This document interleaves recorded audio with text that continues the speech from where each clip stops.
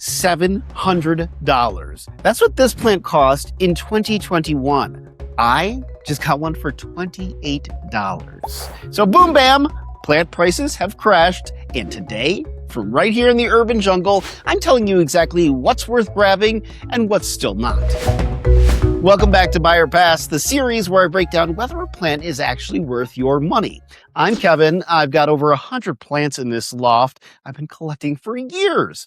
I've made expensive mistakes just so you don't have to. Yeah, just so you don't have to. And I've been watching this plant market very, very closely because something real has happened that every collector needs to know about. The plants that were on wait lists that were going for retirement fund money are now accessible to everyone, and that is absolutely beautiful. But just because the price crashed doesn't mean every plant is worth it. Today, I'm giving you 6 plants, 4 buys, 2 passes, all honest. Let's go. Plant number 1, the Rhaphidophora Tetrasperma, also known as the mini monstera, as many of you probably call it. It's not a monstera though. I know, it just looks like one. And honestly, that's part of why this plant has had such a wild ride. At peak prices, these were going for $50, $60, $70 at specialty shops. The fenestration, these little splits in the leaves, made it look rare and exotic. And then big box stores started carrying them. And right now, you can find a healthy Rhaphidophora Tetrasperma at Home Depot or Walmart for $8 to $12. That is it. And that, my friends, is absolutely insane. And here's why I'm not just giving this a buy, I'm giving it a loud buy.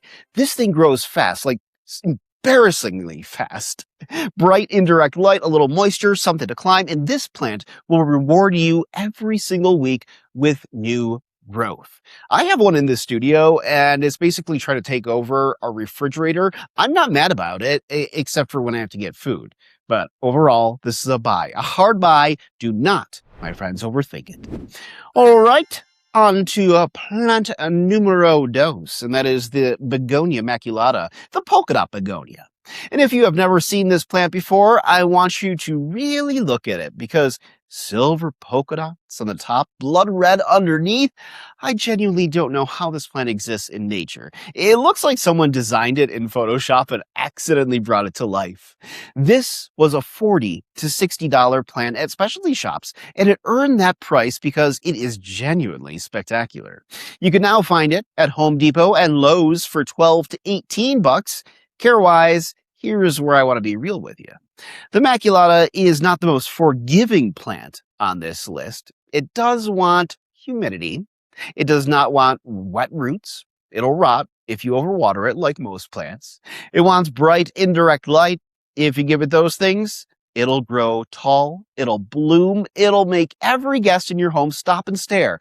But if you're a chronically forget to water, low humidity, direct sun kind of grower, this one will humble you. And I say that from personal experience. Still a buy. The price is too good and the visual payoff is too high. Just go in knowing what it needs. Plant number 3, and it's a beauty. This is the Alocasia Frydek. And honestly, if you've been in the plant world for a while, just looking at those leaves takes you back to when this was the absolute gold standard for I'm a serious collector. Look at that velvet. Just look at it. Deep dark green, almost black, with these sharp, bright white veins that seem to glow against the foliage. It's got that architectural, prehistoric look that alocasias are famous for. It used to be $80, $100 at specialty boutiques, and people paid it because this look was just untouchable. Now, I'm seeing these at big box stores for $15 to $20. I got a huge one for $20. The deflation, my friends, is real, and the Frydek is arguably the best velvet leaf aesthetic you can get for the price right now. But, and I say this with love, this is an alocasia, which means it has opinions. It's not the Rhaphidophora Tetrasperma that just grows if you look at it. The Frydek wants bright, indirect light. Don't put it in a dark corner or it'll just slowly fade away on you. It wants well-draining soil, and it wants you to be careful with the watering. You don't want these roots sitting in soggy mud because that is no bueno. If you are a set it and forget it kind of grower, this might be a bit of a challenge, but if you're a collector who loves the process, well, if you've got a grow light and you're comfortable with your watering routine, the visual payoff here is world class. Seeing a new leaf unfurl on a Frydek is still one of my favorite things in this entire planty world. So buy. It's a spectacular plant. Just make sure you're ready to give it the care it needs, because it loves care. And who doesn't? Plant number 4, the Syngonium Albo Variegata, or as I call it, the plant that makes every single guest in your home stop and say, "What is that?" This was $150, $200 per cutting at peak. You can find them at Walmart, online, and Home Depot garden sections right now for $20 to $28. The Syngonium Albo is not zero maintenance. Those white sections are sensitive to high direct light, too much sun, and they will burn. Bright, indirect light is your friend. Keep it a little moist, but give it the right conditions, and this thing takes off. Syngoniums, they are fast growers. You're going to see new leaves consistently. And watching that white variegation unfurl on a brand new leaf, it really is magical. I say that about every plant. I know, and I mean it every single time, especially this time, because this is a full buy. $25 for the Syngonium Albo right now is a yes every single time. All right, we've been buying everything in sight. Let me pump the brakes, because plant number 5, the Pothos Manjula, and I want to be fair to this plant because the Manjula is beautiful. Creamy white variegation, wavy leaf edges, gorgeous. It did crash. This was a $40 to $60 plant, and you're now seeing it at Home Depot for $12 to $15. But here's my specific problem with the Manjula at big box stores. Quality control? Well, it is wildly inconsistent. I picked up Manjulas where the variegation was incredible. I've also picked up ones from the same shelf where it was 90% green with barely a cream streak. Same price, same store, and once you get it home, you cannot force it back to heavy variegation. You're locked in to whatever you bought. For $15, I want more predictability.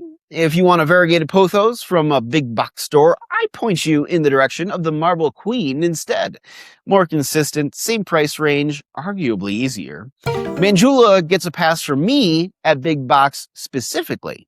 If you find one with genuinely gorgeous heavy variegation, you can, but go in with eyes wide open. And finally, guys, let's move on now to plant number 6, the Caladium. These fancy leaf caladiums are everywhere, and I mean everywhere this summer, and I completely understand the pull. Dramatic patterns, huge leaves, $10 to $15. In a store, under those lights, you are going to want every single color they have. But I want to save you some heartbreak, because caladiums are tropical. They go dormant. In most indoor environments, without high humidity and consistent warmth, caladiums will start declining in the fall. The leaves die back, the tubers go dormant. Most people think their plant died and they throw the whole thing out, sort of like a lot of people do with orchids, But including the tuber that could have come back next spring, that's another important part they throw out. If you know what you're doing, if you've got humidity, you know how to store tubers through the winter, you're ready for a full season commitment. Then and only then should you venture in. All right, maybe we talk. But if this is going on a desk somewhere and you're checking on it once a week, you're going to be sad by October. And I'm not going to let that happen without a warning. So here it goes. Pass, for most people at least. And I say that with absolute love. It's rapid fire time. Rhaphidophora Tetrasperma. Buy. Don't overthink it. Begonia Maculata. Buy. Treat it right. Alocasia Frydek. Definitely buy for those beautiful leaves. Syngonium Albo Variegata. Buy. Full send.